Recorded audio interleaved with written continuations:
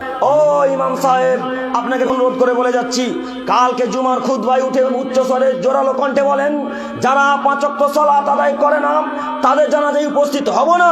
যারা 5 ওয়াক্ত সালাত আদায় করে না তাদের জানাজায় উপস্থিত হব না। যারা 5 ওয়াক্ত সালাত আদায় করে না তাদের জানাজায় উপস্থিত হব না। আমাকে চাঁদপুরে রাখতে হলে রাখেন, না রাখতে হলে না রাখেন। মাথা বিক্রি করে সমাজে চাকরি করতে আসিনি, মাথা বিক্রি করে চাঁদপুরের সমাজে চাকরি করতে আসিনি। বাপের জমি জায়গা চাষ করে খেতে পারবো। আরে বাপের জমি জায়গা নেই তাতে কি আছে, কাজকর্ম করে খাও, তবু বেনামাজি জানাজা পড়াবো না।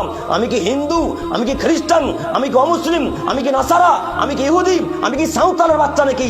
আমি মুসলমানের বাচ্চা, মুসলিম পরিবারে জন্মগ্রহণ করেছি। আমার বাপ মুসলিম, আমার মা মুসলিম, আমার 14 গোষ্ঠী মুসলমান। অতএব আমি ইহুদিদের জানাজা পড়াবো মানে, আমি খ্রিস্টান জানাজা পড়াবো মানে, আমি বেনামাজি জানাজা পড়াবো মানে? এই বাক্য জোরালো কণ্ঠে যদি খুতবায় বক্তব্য রাখেন, 24 ঘন্টার মধ্যে সমাজের মানুষ মসজিদে চলে আসবে, মসজিদে জায়গা দিতে পারবেন না। বলেন না কেন? অন্তরে ভয় আছে নাকি? অন্তরে ভয় থাকলে জাতির উপকার করতে পারবেন না। অন্তরে ভয় বিধি থাকলে জাতির উপকার করতে পারবেন না। যেদিন আপনি হক কথা বলবেন, জাতি পিঠের চামড়াকে ছিলে ফেলে দিবে। হক বড় তিতা, হক কথা বলতে মানুষ পারে না। হক কথা বলা যেমন কঠিন, হক মানাও ঠিক তেমনই কঠিন। হক কথা বলা যেমন কঠিন, হক মানাও ঠিক তেমনই কঠিন। কই সর্দার সাহেব বলতে পারলেন না, যারা 5 ওয়াক্ত সালাত আদায় করে না তাদের জানাজায় আমাদের ইমামও যাবে না, আমাদের সভাপতি যাবে না, আমাদের ক্যাশিয়ার যাবে না, আমাদের গ্রামে কোনো মানুষ যাবে না। সর্দারকে বলতে হবে, ইমাম সাহেবকে বলতে হবে, মাথা বিক্রি করে সমাজে চাকরি করতে আসিনি, মাথা বিক্রি করে সমাজে চাকরি করতে আসিনি। পৃথিবী সৃষ্টির 50,000 বছর পূর্বে মহান আল্লাহ তাআলা মানুষের ভাগ্য লিখেছেন।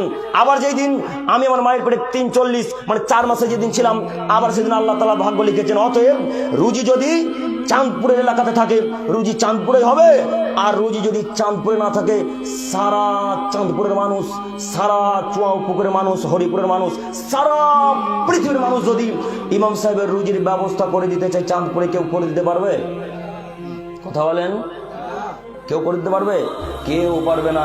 এই নীতিতে বক্তব্য রাখতে হবে। এখন যদি আপনি মনে করেন বক্তব্য ভয় করে বক্তব্য রাখেন, যে এই বক্তব্য রাখলেই তো আমার ইমাম ভাতাও যাবে, আমার সব কিছুই যাবে, তাহলে জাতির উপকার হবে না। অন্তরে ভয় ভীতি থাকবে না যার, সেই জাতির উপকার করতে পারে। অন্তরে ভয় ভীতি থাকবে না যার, সেই জাতির উপকার করতে পারে। অন্তরে ভয় ভীতি থাকবে না যার, সেই জাতির উপকার করতে পারবে। সর্দার যেদিন বলে দিতে পারবে যে 5 ওয়াক্ত যারা সালাত আদায় করে না তাদের জানাজায় উপস্থিত হব না, আমরাও হব না।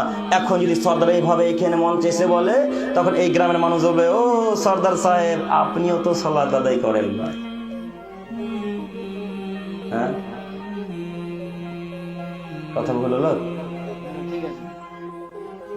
এখন যদি সভাপতি সাহেব বলে যে সর্দার, যারা গ্রামের মানুষ সালাত আদায় করে না তাদের জানাজায় আমরা উপস্থিত হব না, তো গ্রামের মানুষ বলবো, সভাপতি সাহেব, আপনিও তো সালাত আদায় করেন না। এই জন্য সর্দার বলছে, আমিও ঠিক তোমরাও ঠিক, এইভাবেই চলো। এমন করে খাবি কতদিন, বলে মালে যাই যতদিন, চল এইভাবেই চলো। আর ইমাম সাহেব তো ভয়ে বলে না, চাকরি চলে যাবে, ইমাম ভাতাটাও কেটে দেবে। এরা এত বদ মানুষ, এরা এত বদ মানুষ, অশিক্ষিত মানুষ, ইমাম ভাতাটাও কেটে দেবে। এই জন্য আপনাকে বলেছিলাম, যারা সমাজের অশিক্ষিত বেহায়া তাদেরকে সর্দার করিয়েন না। এই জন্য আপনাকে বলেছিলাম, যারা সমাজের অশিক্ষিত মানুষ তাদেরকে সর্দার করিয়েন না। করলেন কেন? ওই যে রাসূলের বাণী মুখস্থ নেই, ওই যে রাসূলের বাণী মনে নেই। আবু সাঈদ খুদরি রাদিয়াল্লাহু তাআলা আনহু বলছেন, রাসূল সাল্লাল্লাহু আলাইহি ওয়াসাল্লাম আমাদের সামনে একদিন উপস্থিত বলছেন, শোনো পৃথিবীর মানুষ, লা তাকুমুস সাত, এই পৃথিবী ততদিন পর্যন্ত ধ্বংস হবে না, এই পৃথিবীর আসমান ততদিন পর্যন্ত জমিনে ফেটে পড়বে না, চন্দ্র ততদিন পর্যন্ত ফেটে পড়বে না, সূর্য ততদিন পর্যন্ত ফেটে পড়বে না, পাহাড় ততদিন পর্যন্ত চূর্ণ বিচূর্ণ হয়ে উড়ে আকাশে উড়ে বেড়াবে না, যতদিন পর্যন্ত অশিক্ষিতর বাচ্চা অশিক্ষিত, নির্লজ্জ ছেলে নির্লজ্জ যতদিন পর্যন্ত সমাজের দায়িত্ব পালন না করছে, ততদিন পর্যন্ত কিয়ামত হবে না। দেখেন সমাজের দিকে ঘুরে দেখেন, শুধু চাঁদপুর কেন, সারা পৃথিবীর যেখানে যারা দায়িত্ব পালন করছে, 1999টা সর্দারের মুখে দাঁড়িয়ে নেই। বাবা সর্দার সাহেব, এত লোক বসে আছে, প্রায় মানুষের মুখে দাঁড়িয়ে, ওই তো যুবক ভাইটার মুখে দাঁড়িয়ে, ও তোর মুখে দাঁড়িয়ে, কত লোকের মুখে দাঁড়িয়ে, কারো চোখে ধরেনি। ও আব্দুল করিম সাহেব বলছেন কি, এদের দাঁড়িয়ে আছে তো কি হয়েছে, এদের যে টাকা নেই, ওর যে টাকা আছে ওকে দায়িত্ব দিতে হবে, তাই না? কথা বলে না গো, ভয় লাগছে আপনাদেরকে? চেয়ারে আমি আছি গো, চেয়ারে কে বসে আছে? আমি মানলে আমাকে মারবে, আপনাদেরকে মারবে কি? তো কথা বলেন না কেন?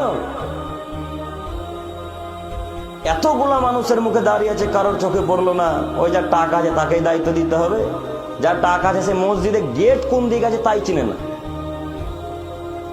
কথা বলেন, কোন দিকে মুখ করে সলাত আদায় করতে হয় তাই জানে না, রুকু সিজদা সলাত কিভাবে আদায় করতে হয় তা সে জানেন। ও আবার সর্দার সাহেব, আশ্চর্য দুনিয়া, আশ্চর্য।